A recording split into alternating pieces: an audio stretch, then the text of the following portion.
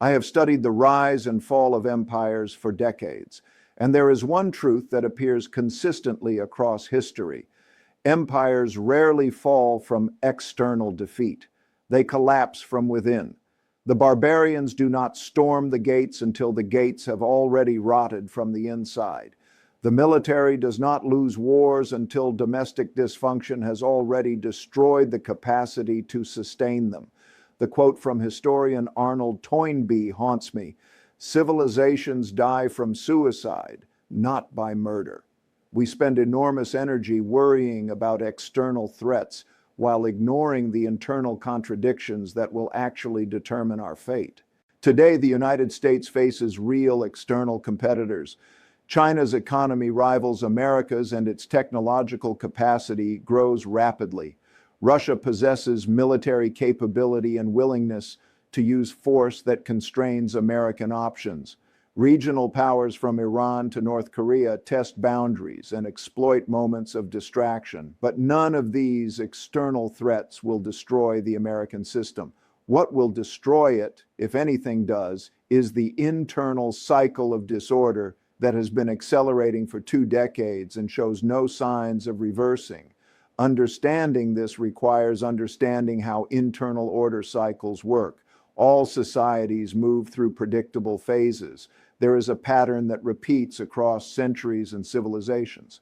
I have identified 6 stages that govern how societies treat themselves, and recognizing which stage you are in is essential to understanding what comes next. Stage 1 is the new order. This happens after a major crisis, war, or revolution. A new group gains power, consolidates control, and designs new institutions. Think of the United States in 1789 after the Constitutional Convention, or 1865 after the Civil War, or 1945 after World War II. These moments wipe the slate clean and create foundations for what follows. Stage 2 is the building phase. The new system begins working. People construct institutions, infrastructure, and social norms. There is shared purpose and optimism. Disagreements exist, but within an accepted framework. This was America from 1945 through the early 1960s. Stage 3 is peace and prosperity. This is the golden age. The economy is strong, opportunity feels broadly accessible. Most people believe the system is fundamentally fair, even if not perfect. The middle class expands, social mobility exists. Political competition happens within narrow boundaries because there is consensus on core principles. This was America in the 1950s and 1960s, before the cracks started showing. But success breeds excess. Stage 4 is decadence. People grow comfortable and assume good times will last forever. Borrowing increases, consumption rises, wealth gaps widen but are masked by overall growth. The seeds of future problems are planted during prosperity, but go unnoticed because everything still feels good. This was America from the 1980s through the early 2000s. Stage 5 is where things become dangerous. Bad finances combine with intense conflict. Debt levels are high, growth slows, and suddenly the wealth gap becomes unbearable. A small percentage owns most assets, while a large percentage struggles. The political center collapses, moderates disappear, populists rise on both left and right, compromise becomes betrayal, politics turns into war by other means. This is where America is now. Stage 6 is the breaking point. Historically, this takes different forms: civil war, revolution, authoritarian takeover, or a painful institutional reset. What matters is not the specific form, but the loss of trust in the system itself. When the rules no longer feel legitimate, when institutions cannot resolve disputes, when violence becomes a tool rather than a taboo, society has entered breakdown. The United States is deep into stage 5, approaching stage 6. Every metric I track confirms this. The wealth gap is the widest since the 1920s. The top 1% owns more wealth than the entire middle class. Economic mobility has stalled. Children born into the bottom quintile have less than a 10% chance of reaching the top quintile. The American dream of upward mobility through hard work is statistically dead for most people, even if the rhetoric persists. This wealth gap would be manageable if growth were strong enough that everyone felt they were improving. But growth has been weak for the middle class for decades. Real wages for median workers have barely moved since the 1970s when adjusted for inflation. All the gains from productivity increases went to capital owners and high earners. The median American family is not dramatically better off than their parents were 50 years ago, and many are worse off when you account for healthcare costs, education costs, and housing prices. This creates the fuel for populism. Populism is not an ideology. It is a reaction to a system that stopped delivering for most people. A populist leader says the system is rigged, the elites have failed you, and I will fight for you against them. This message resonates because it contains truth. The system is delivering massively different outcomes for different groups, and the traditional explanations for why this is fair no longer persuade. We see populism on both the political left and right. Bernie Sanders and Donald Trump are ideologically opposed, but structurally they represent the same phenomenon: rejection of the existing establishment and demand for disruption. Their voters are responding to the same underlying conditions even if they disagree on solutions. This is a critical insight. The populist wave is not about specific leaders or policies. It is about a society that has lost faith in its institutions and is demanding fundamental change. When populism takes hold, something critical breaks: the concept of shared truth. People stop asking what is factually correct and start asking what helps their side win. Media ecosystems split completely. One portion of the population watches certain channels and reads certain sources. Another portion consumes entirely different information.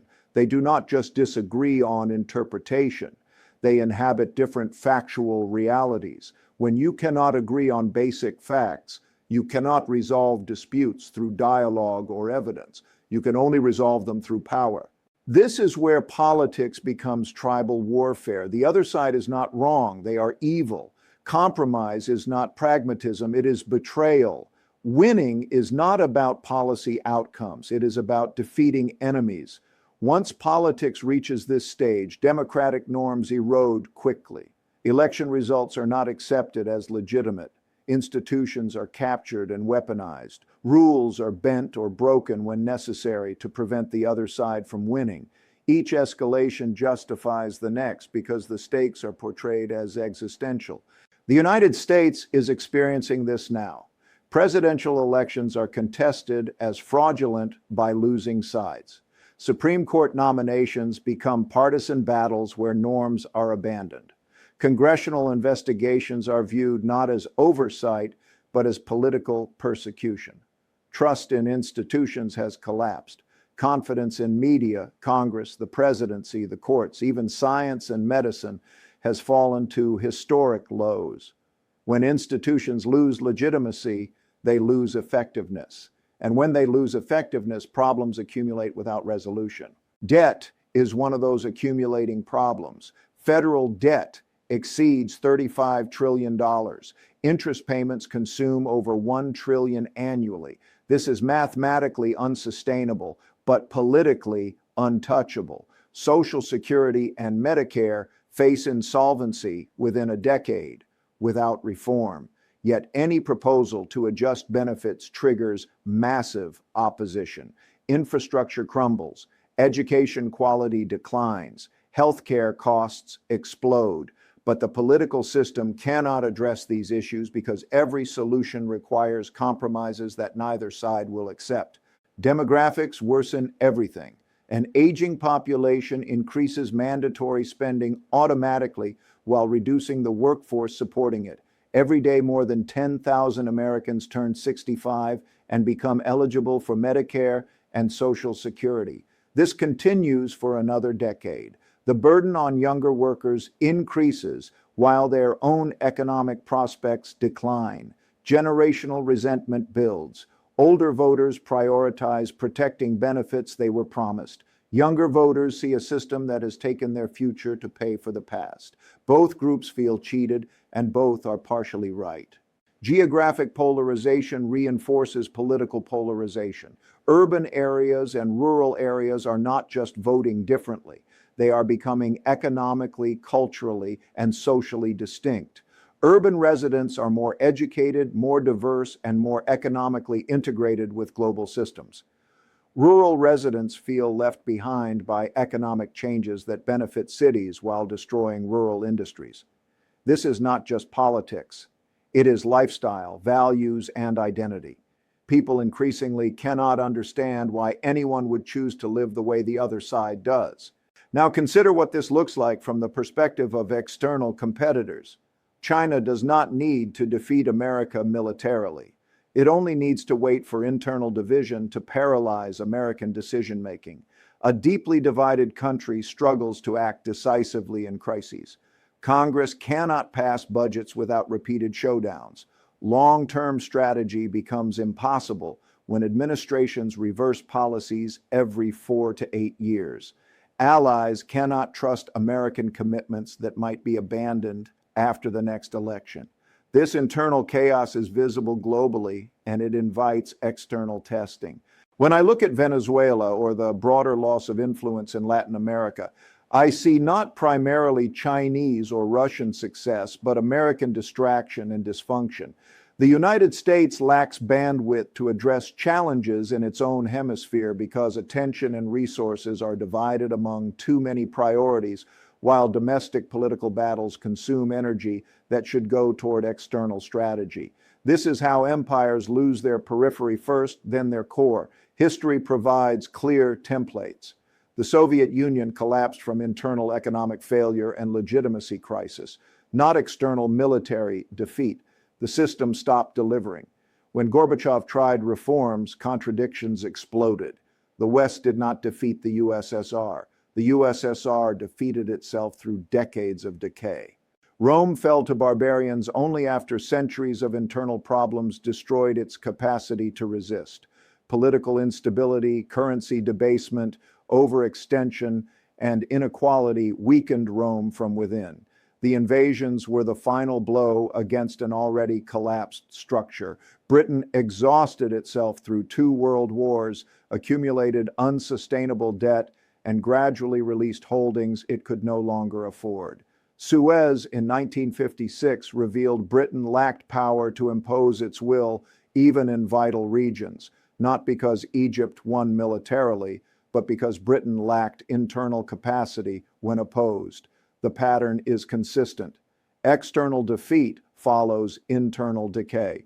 You do not lose to external enemies until internal problems have already destroyed your capacity to resist them. This is why I focus so much on internal dynamics when analyzing America's future.